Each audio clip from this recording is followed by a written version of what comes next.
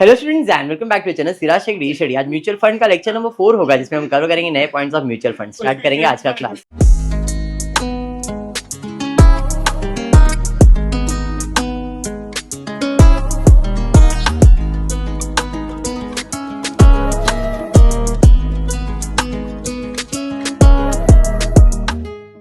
ये lecture number 4 है, इसमें और एक लेक्चर लूंगा वन सिंगल सम के लिए, ओनली एक सिंगल। आज छोटे से सम है, फटफट हो जाएंगे, बट इसके बाद का जो और एक लेक्चर होगा, lecture number 5, that will be the last lecture for mutual fund.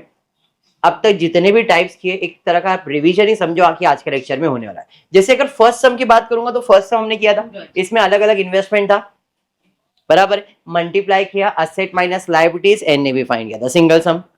फिर उसके बाद नॉर्मल अलग अलग इन्वेस्टमेंट दिया था, याद है, असेट्स का वैल्यू निकाला, इसके अंदर इंडेक्सेशन दिया था एक का, तो जो आपका इंडेक्सेशन होता है करंट ईयर का इंडेक्स से मल्टीप्लाई और बेस ईयर के इंडेक्स से डिवाइड करते हैं, इससे अपने नया वैल्यू फाइंड करके एनएवी किया था।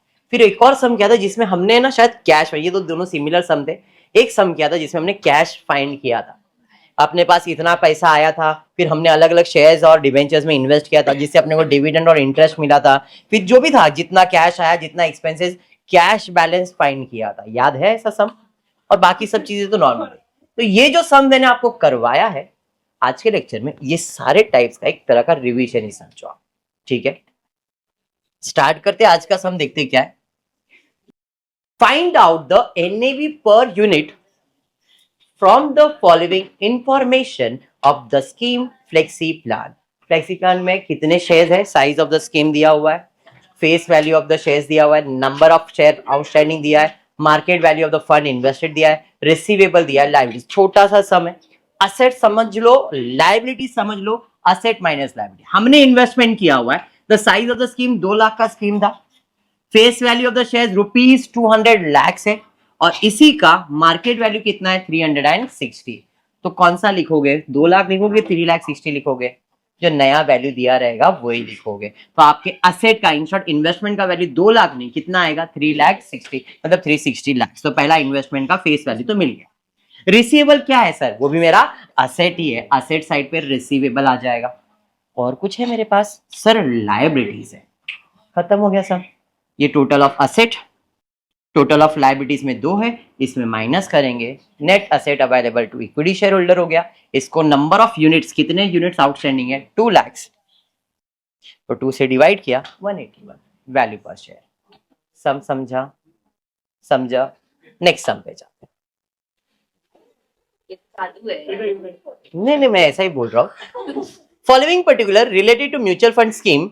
अब यहां पे आपको ना ये इंडेक्स दिया गया है, जब आपने इन्वेस्ट किया था इन करोड़ में तो आपको ये वैल्यू है, जब हमने परचेज किया था तब ये आपका इंडेक्सेशन है, और ये आज का वैल्यूएशन का है। तो जो भी तुम्हारा इन्वेस्टमेंट रहेगा उसको करंट ईयर से मल्टीप्लाई और बेस ईयर से डिवाइड करके न्यू वैल्यू फाइंड करेंगे, बस, और कुछ करना नहीं है। ऐसे सम्स में आपको मैंने एक ही दिखाया था, यहाँ पे सिर्फ इन्वेस्टमेंट दिखाया, आउटस्टैंडिंग यूनिट्स दिया हुआ है, एनएवी फाइंड करना है, कोई लायबिलिटीज नहीं है, ओनली असेट्स है। तो असेट में सबसे पहला आईटी आया, ईटी के अंदर कितना इन्वेस्ट किया था, 28, आज का भाव कितना है, 2950, बेस ईयर का वैल्यू कितना है, 1750, तो 28 इंटू 2950 डिवाइड बाय 1750 कितना आ गया, 47.20, अमाउंट इन करोड़ है, ठीक है।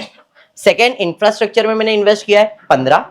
जो बोल रहा हूं वो ध्यान से सुनना, जो भी इंडेक्सेशन वाला सम आएगा, इंडेक्सेशन सम में जो करंट ईयर का वैल्यू रहेगा, करंट ईयर का वैल्यू रहेगा, उसको आपके परचेज वैल्यू से मल्टीप्लाई करना है और बेस ईयर से डिवाइड करना है। तो यहाँ पे इंफ्रास्ट्रक्चर में 15 करोड़ आपका वैल्यू है, base year, sorry, current year का वैल्यू कितना है, 2475, और बेस ईयर कितना है, 13। तो इससे मल्टीप्लाई करूंगा और इसे डिवाइड करूंगा।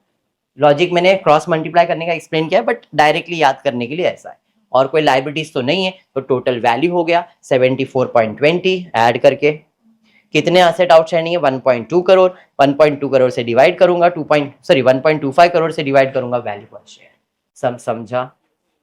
ये सब छोटे छोटे सम्स ही है, खाली एक तरह का आप समझो कि जितना सम्स मैंने करवा दिया है कि उसके छोटे छोटे पार्ट्स हैं, okay.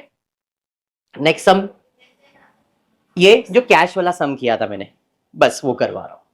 A mutual fund made an issue of 8 lakh unit of 10 each। 1 तारीख को कितने शेयर्स मैंने बेचा? 8 लाख शेयर्स बेचा। एक शेयर पे कितना लिया? 10। तो 8 लाख इंटू 10 करूंगा तो 80 लाख रुपया कैश आया मेरे पास। अब जैसे ही पैसा आया उस पैसे को no entry load was charge, it made the following investment after meeting its issue expenses. मतलब जो भी पैसा आया, एक्सपेंसेस देने के बाद जो पैसा बच गया उससे मैंने इन्वेस्टमेंट किया है। कहाँ कहाँ इन्वेस्टमेंट किया है? तो 40,000 इक्विटी शेयर्स में इन्वेस्ट किया है, जिसका आज मार्केट प्राइस कितना है? 160, उसका प्राइस दिया है। गवर्नमेंट सिक्योरिटीज में, debenture unlisted, debenture listed, total मैंने 78,40,000 का इन्वेस्टमेंट किया है। आया कितना था? 80 लाख। तो इतना ही पैसा बचा रहेगा इनको देने के बाद। फिर ड्यूरिंग द ईयर डिविडेंड भी मिला मुझे, डिविडेंड रिसीव होगा, असेट होगा। Received on an equity shares, interest on all types of debentures and securities where received as and when due. आपने बाकी सब में, डिबेंचर्स में, गवर्नमेंट में इन्वेस्ट किया तो इंटरेस्ट या डिविडेंड जो भी मिलने वाला है वो आपको जब भी डेट है तब मिलेगा। At the end of the year on 31st March 2015, equity shares and 10% debentures are quoted at 175% and 90% of their respective values, par values।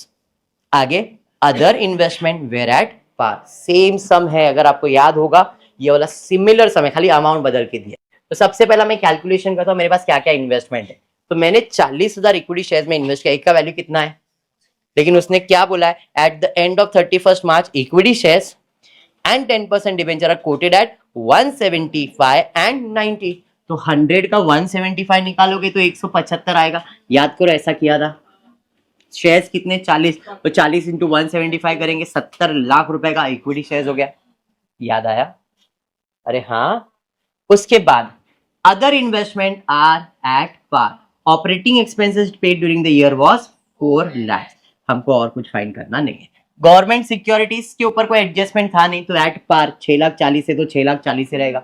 9% debentures के ऊपर भी कोई एडजस्टमेंट है क्या? नहीं सर, जैसा है वैसे ही लिख दिया। 10% डिबेंचर के ऊपर एडजस्टमेंट है, कितना परसेंट वैल्यू लिखने का? 90%। तो 4 लाख का 90% 3,60,000 असेट्स हो गए। समझा इतना? अब कैलकुलेशन फॉर कैश। मेरे पास कितना पैसा था? 80 लाख। उसमें से मैंने जो इन्वेस्ट किया वो माइनस कर दो। ये मैंने इन्वेस्टमेंट किया है कहाँ कहाँ? इक्विटी शेयर्स में, गवर्नमेंट सिक्योरिटीज में, डिबेंचर्स में, डिबेंचर्स में। इतना पैसा तो मैंने इन्वेस्ट कर दिया। समझाइए? अब पैसा इन्वेस्ट किया हूं तो मुझे रिटर्न्स भी मिलने वाला है, तो मुझे डिविडेंड मिलने वाला है 96,000 का मिलेगा, मतलब पैसा आएगा। ऐड किया 9,60,000। फिर interest on all types of debentures and securities, 64 पे 8% का इंटरेस्ट मिलेगा। तो 6,40,000 का 8% कैलकुलेट करो, कितना? 51,200। डिबेंचर्स पे भी इंटरेस्ट 4 लाख का 9% 36,000, 4 लाख का 10% 40,000। कितना आ रहा है? ऐड कर दिया। और जाने के लिए सिर्फ एक ही खर्चा है, 4 लाख रुपए का। समझाइए? तो अब 80 लाख में 7840 माइनस 10 लाख 87,200 ऐड और 4 लाख माइनस करेंगे तो नेट कैश बैलेंस कितना आ रहा है आप लोग को? 8,47,200। इसका बेसिक है, हर बार पहली बार रॉन्ग आता है। ये समझा आपको? ये मुझे मिल गया कैश बैलेंस। कोई लायबिलिटीज है अब मेरे पास? नहीं। टोटल कर लूंगा, टोटल ऑफ एसेट्स। समझाइए? अब इसको कितने यूनिट से डिवाइड करूंगा? क्वेश्चन में यूनिट्स भी दिया था आप लोगों को, देखो जरा कितने यूनिट्स दिए। 8 लाख 92,47,000 को डिवाइड किया 11.56।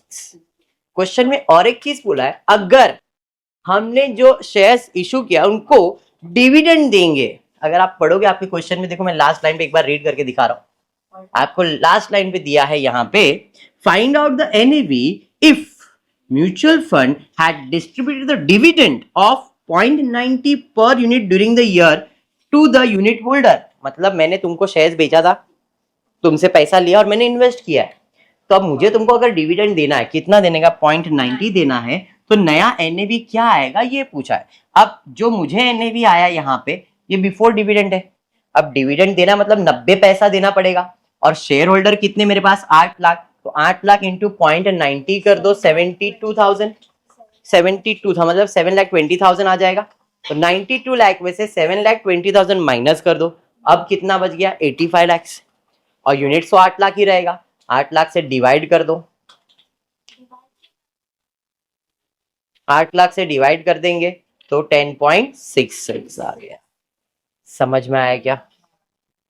11.56 में से 0.96 माइनस करो, कितना आ रहा है? 11.56 में से 0.90 माइनस करो 10.66। डायरेक्ट भी कर सकते। समझाइए? अंडरस्टूड? पक्का? आज म्यूचुअल फंड में मैं इतना ही ले रहा हूँ। नेक्स्ट क्लास में एक और सिंगल सम पढ़ाने का है, थोड़ा बड़ा रहने वाला है, और that would be the overall concept for mutual fund. ठीक है, तो सब इंपॉर्टेंट रहेगा, इसलिए लेक्चर स्किप मत करना। ठीक है, आज के लिए इतना ही करेंगे। होपफुली वीडियो पसंद आए तो प्लीज वीडियो को लाइक कर देना, फ्रेंड्स ग्रुप में शेयर करना, चैनल को सब्सक्राइब करना। Thank you for watching the video.